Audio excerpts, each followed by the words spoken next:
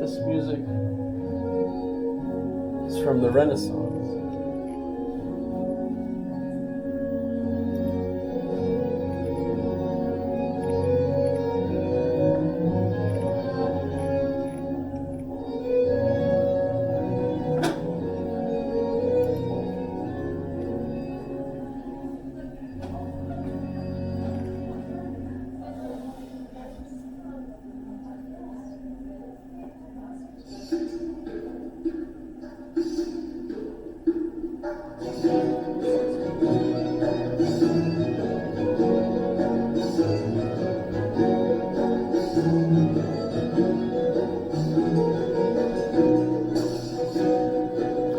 College, I used to belong to an ancient music society. That was the name of it. And I played two different fiddle flutes, the soprano and the tenor. And we even performed in concerts at various places. It was fun, and it's an easy instrument to learn. My major instrument was the clarinet. Being a music major, I had violin, trumpet, piano, and voice, so I had plenty of opportunities for dismal failure. I was for the first year, and that's when I realized I was going to go to Vietnam if I didn't change my major. Because of the draft and the war, etc. So I changed the philosophy. Saved my butt.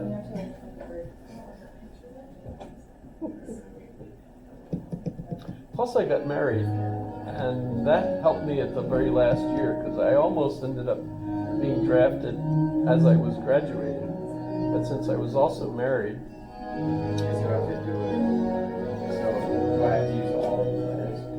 so I was rescued by marriage. It's kind of an interesting. I actually hadn't planned that. We were planning on getting married, and then it turned out that being married was another reason for me not being drafted.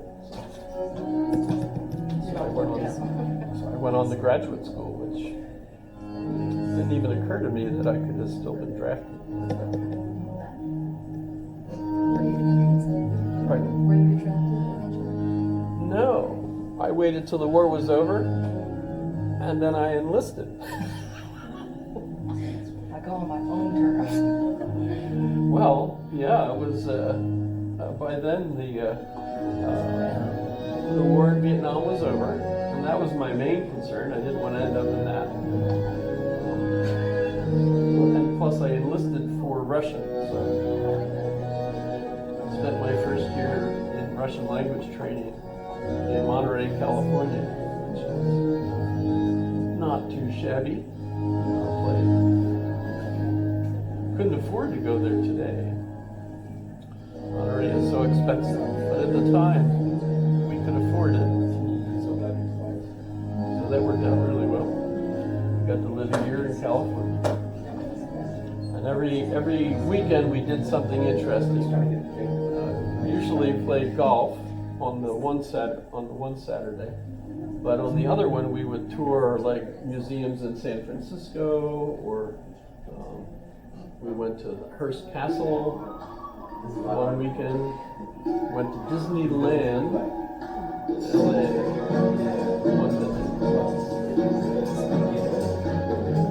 visited the Redwood Forest. A lot of interesting things to see.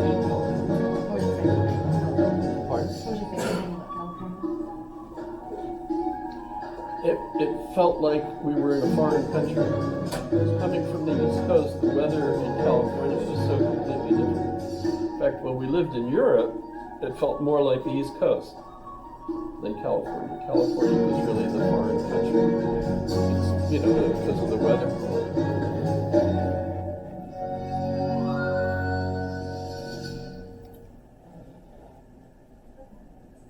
So, welcome those of you that came today. I know it being Indigenous Peoples Day in Alaska might have distracted a lot of folks attending different events and things. So thanks for coming here instead. How many of you didn't even realize it was Indigenous Peoples Day? Everyone that came? No. That's how that works most of the time. We actually should look at the individual that caused all this. How about that? Came right up. Funny how that works. Do you think he really looked like that? I think this is probably a lifetime painting, a painting during his lifetime, wasn't it? Anyone know? Maybe.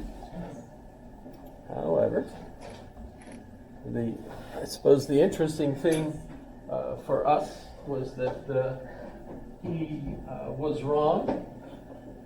He argued with his contemporary mathematicians, thinking that the Earth was much smaller. He thought it was smaller, and that he could easily sail across the ocean from Spain directly to India, or the Asian continent. And of course, as we all know, he would have died en route, especially if you've ever seen how small some of his ships were. They're like bathtubs with a sail. Oh, by the way, I wanted to thank you for the Dudism you appropriated to me the other class. Felt so, thank you. You're welcome. I've been dudified.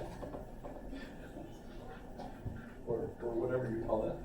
I think that was the first time anyone ever called me dude. So it's like, yes, I've made it. I finally made it big time.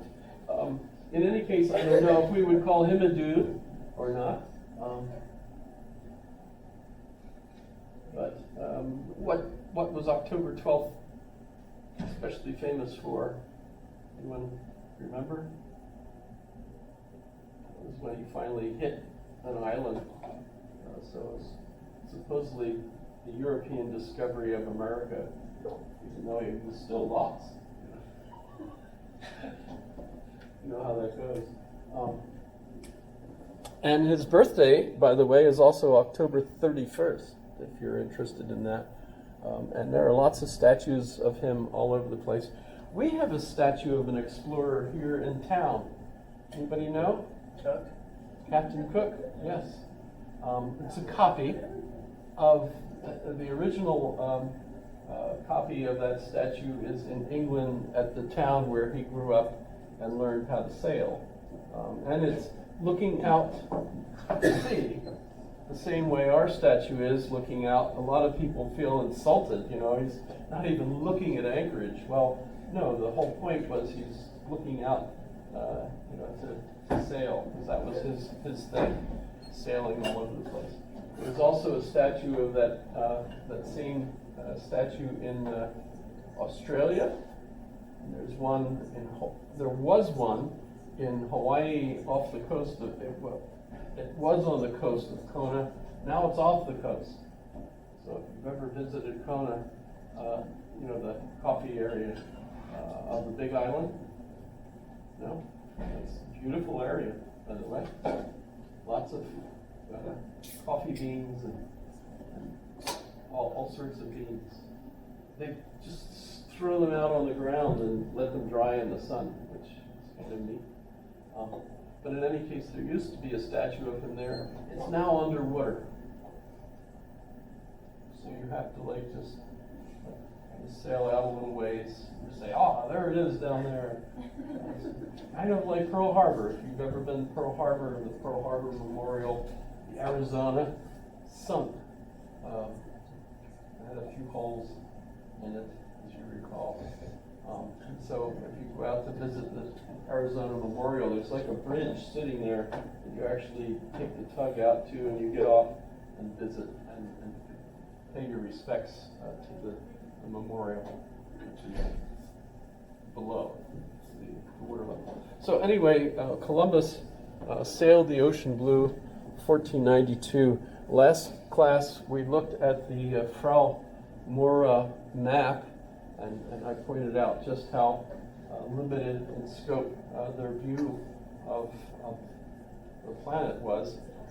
One of the things that's really impressive about this period of time is that they began to explore and realize that the globe was approximately what size it is. Remember, Aristotle even had a very close approximation how big the globe was. But what was neat about this period was they started realizing that there were a lot of places that hadn't been mapped yet. And they were curious. They wanted to fill in all these empty spots. And as a result, they started lots of different individuals wanted to sail in all sorts of directions. Magellan, Cortez, you're familiar, I suppose, with a lot of the different individuals that went sailing, looking for things, filling in a map. Captain Cook, of course, one of them, still filling in. We know that the discovery, the European, I've always said the European discovery, because of course there were people there in all of these places. So it's not like human beings had to discover the place, they were living there. But the Europeans were first discovering it, and in mapping it out, of course they named things, so we've got all sorts of names. If you're familiar with Baranov, you know the Russians were involved, doing the same thing. They were European wannabes anyway, ever since Peter the Great. And you also had Captain Cook naming things. Knik, the Knik, which I learned means muddy, muddy, muddy. So it's very descriptive. And by the way, there's a road called Knik too, which is fun. You know, so we had the Knik, but Turnagain Arm. Why is it called the Turnagain Arm? Turn around.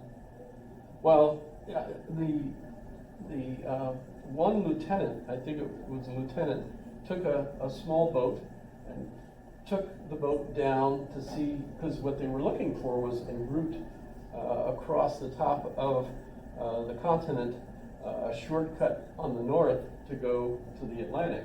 We of course now know you can do it, you know, especially now that we have global warming, decreasing the amount of ice so that ships can actually make that route. But they didn't know, they didn't have global satellites that could map everything. So of course Cook was looking for this route, and he sent someone down the Turnagain Arm, a lieutenant in a small boat, to see if it went through or if it got stuck.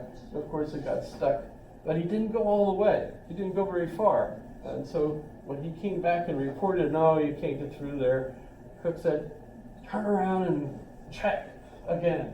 So Turnagain Arm is because the lieutenant didn't do as good a job the first time. That's my understanding of how it, yeah, let's say turn around, go check again, Turnagain Arm. And of course it's the Cook Inlet, or what do we call it? The Cook something. Captain Cook Hotel. If you ever visit the Captain Cook Hotel, you can go in and you can see all sorts of paintings associated with Captain Cook, every single one of which makes insulting points about the natives that were found. And so if you're interested, there's quite a controversy over those paintings, the statue. Many folks feel like all of those things should be taken down, etc. Very interesting. Interesting times. We also had someone that really sets the stage for us, Martin Luther. And I believe that is a very accurate painting of him, at least at a certain point in time. He was about 5 years old. Thank you for that. It was supposed to be a joke. Everybody else took it so seriously. Oh. So, what do we know about him?